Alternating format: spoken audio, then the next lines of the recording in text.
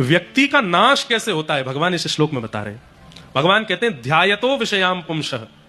अर्जुन, व्यक्ति जब विषय का चिंतन करता है, विषय भोगता नहीं है, केवल सोचता है, कमरे में पड़े पड़े बिस्तर पर लेटे लेटे किसी विषय भोग का चिंतन करता है, वहीं से ही उसका नाश होना शुरू होता है।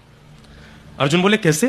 तो भगवान कहते हैं विषय का चिंतन आज किया, पर कल वो विषय का चिंतन उसको करवाने के लिए ले जाएगा। जैसे आपने, अब मंच से मैं जितना बता सकता हूं उतना बताऊंगा। आज आपने सोचा पानी पूरी, आहा, बिस्तर पर पड़े पड़े सोच रहे हैं चटपटा पानी, उसमें मिर्च डली हुई है, आहा, मुंह में जाते ही पानी, गोलगप्पा गप से जैसे हम खाएंगे खट्टा खट्टा पानी, आहा, मन कितना खुश हो जाएगा, मुंह बिल्कुल आनंदित हो जाएगा।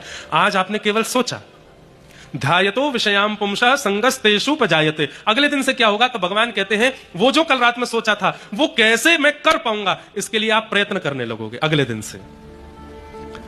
और संगात संजायते कामः। एक दिन क्या होगा? आज जो आपने सोचा कल से आप लग जाओगे कैसे करूं, 2-3 दिन में आप उसको कर लोगे, आप उसको कर लोगे। और जैसे ही आप करोगे उससे क्या होगा? आपके चित्त में और कामनाएं प्रकट होने लगेंगी। आपने पानी पूरी का सोचा, 3 दिन के अंदर पानी पूरी जैसे ही आपने अपने मन को दे दी, तो मन क्या सोचेगा? अब ये मेरा गुलाम हो गया, मैं इसको जो सोचवाता हूं ये तुरंत सोच करके मुझे दे देता है, अब ये मेरा गुलाम हो गया। अब मन क्या करेगा? उसी रात्रि को कुछ और सोचेगा और उसको प्राप्त करने के लिए आप पर प्रेशर डालेगा।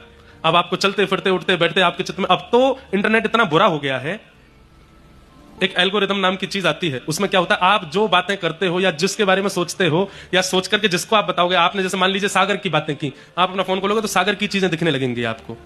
सागर में ये मंदिर है, सागर में ऐसा तालाब है, सागर की रोड ऐसी है, सागर में कथा हो रही है, सागर में ये हो रहा है। ये अब फोनों में ये नियम शुरू हो गया है, गूगल आपकी बातें सुनता है। आपने टिकिया के बारे में सोचा, पानी पूरी के बारे में किसी से कह दिया पानी पूरी, तो आपका फोन पानी पूरी दिखाने लगेगा आपको।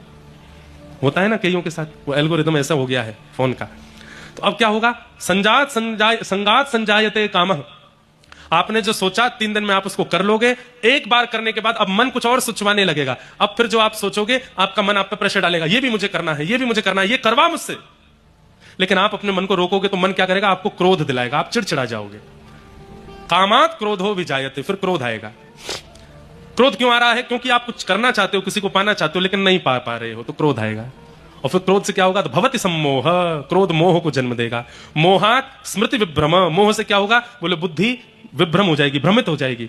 और स्मृति भ्रंशात बुद्धि नाशो, फिर क्या होगा? बुद्धि का नाश होगा। और जैसे ही बुद्धि का नाश होगा, सब पता है आपको अच्छा क्या है, गलत क्या है, सही क्या है, गलत क्या है, ये अच्छा है, ये बुरा है, सब पता होगा, लेकिन फिर भी आप वो करोगे जिससे आपका नाश हो। और बुद्धि नाशात प्रश्यति, व्यक्ति का नाश हो जाएगा। इसलिए चिंतन से बचो, बुरे चिंतन से।